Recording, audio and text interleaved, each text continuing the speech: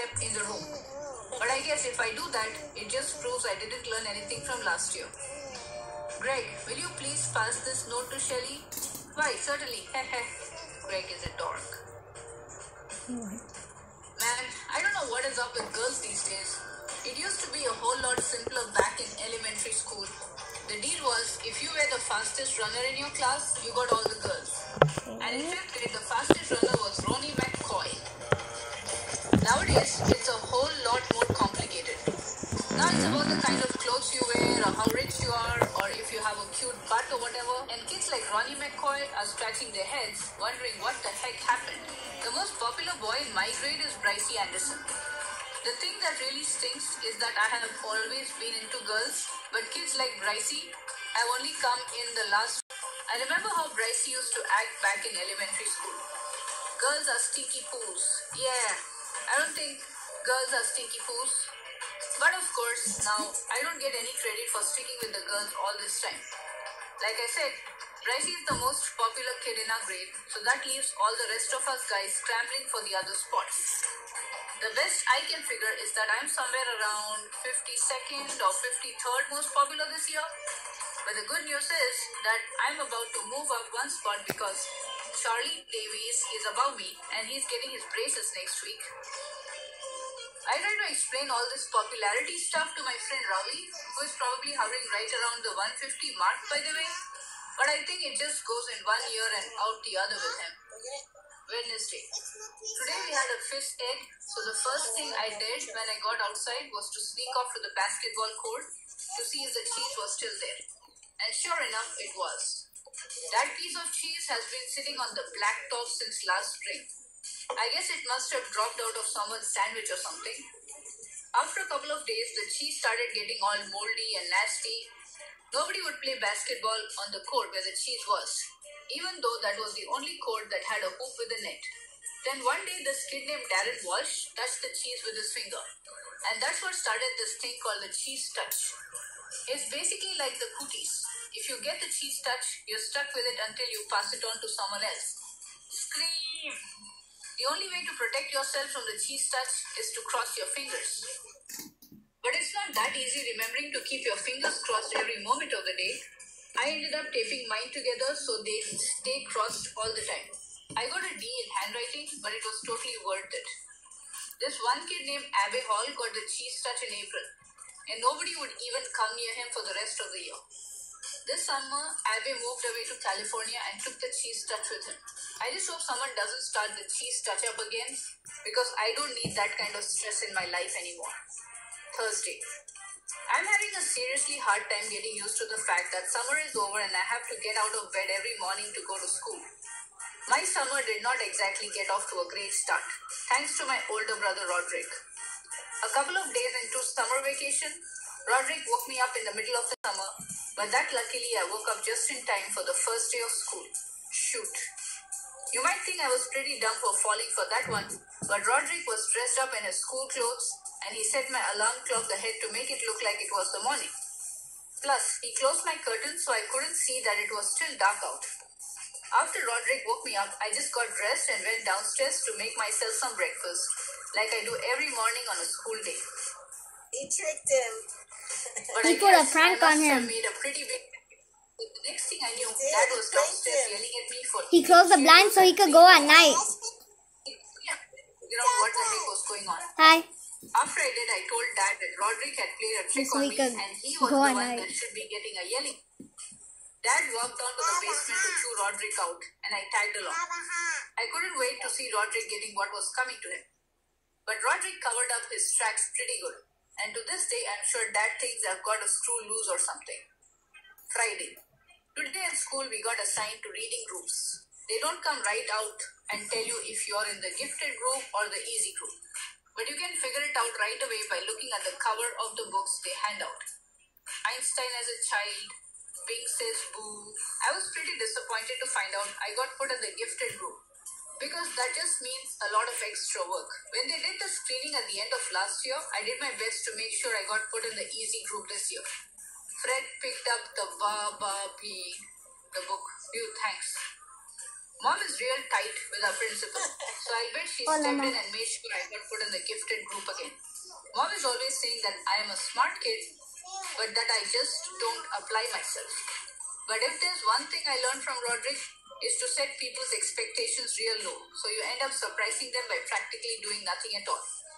Roderick, I want your dirty underwear off the kitchen table before I get home from work. Grunt. Later. Actually, I'm kind of glad my plan to get put in the easy group didn't work. I saw a couple of the Big Cebu kids holding their books upside down, and I don't think they were joking. Saturday. Well, the first week of school is finally over, so today I slept in. Most kids wake up early on Saturday to watch cartoons or whatever, but not me. The only reason I get out of bed at all on weekends is because eventually I can't stand the taste of my own breath anymore. Unfortunately, Dad wakes up at 6 in the morning, no matter what day of the week it is. And he is not real considerate of the fact that I'm trying to enjoy my Saturday like a normal person. Broom. I didn't have anything to do today, so I just headed up to Rowley's house. Rowley is technically my best friend, but that is definitely subject to change. I've been avoiding Rowley since the first day of school when he did something that really annoyed me. We were getting our stuff from our lockers at the end of the day, and Rowley came up to me and said, "Want to come over to my house and play?" I have told Rowley at least a billion times that now that we are in middle school, you're supposed to say hang out, not play. But no matter how many noogies I give him, he always forgets the next time. I've been trying to be a lot more careful about my image ever since I got to middle school.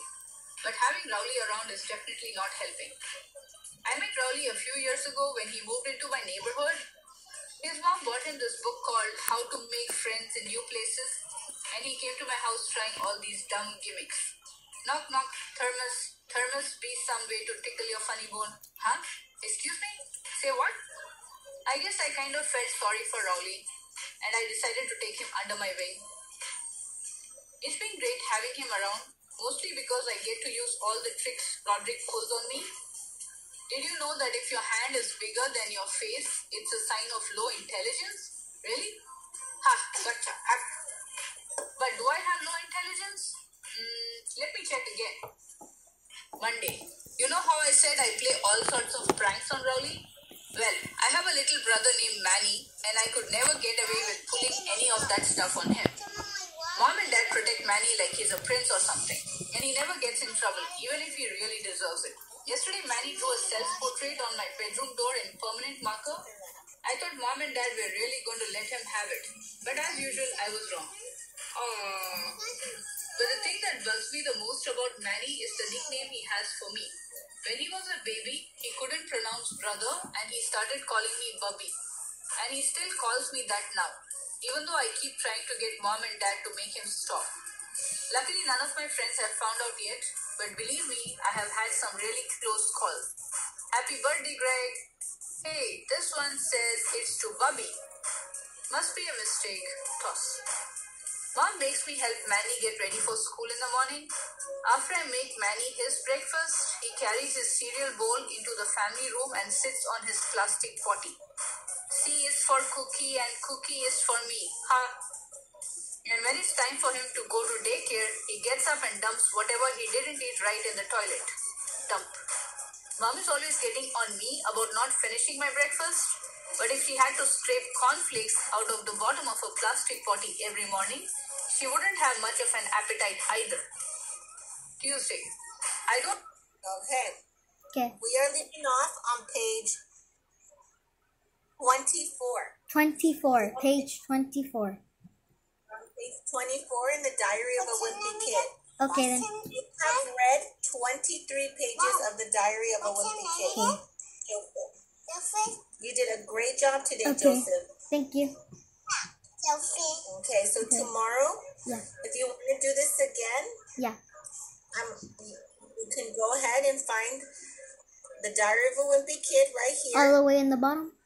all the way on the bottom. Okay. Books. Diary Wimpy Kid. Push it, And when it's time for him to go to daycare, and Okay. it'll take you back to the book. Okay. Thank you. Okay? If you need help, you Yeah. can always call me. Okay. Here for you, okay? Okay. All right, sweetheart. I love you. Have a good night. Okay then. Bye. Bye. God bless you. Take care. God bless you too, sweetheart. Mami, ya se va a acabar.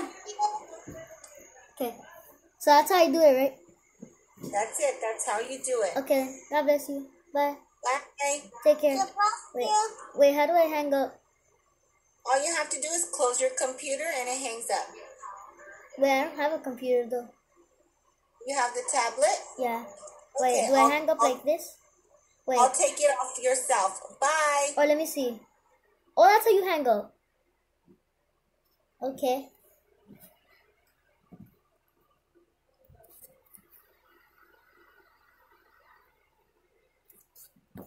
Done, ma.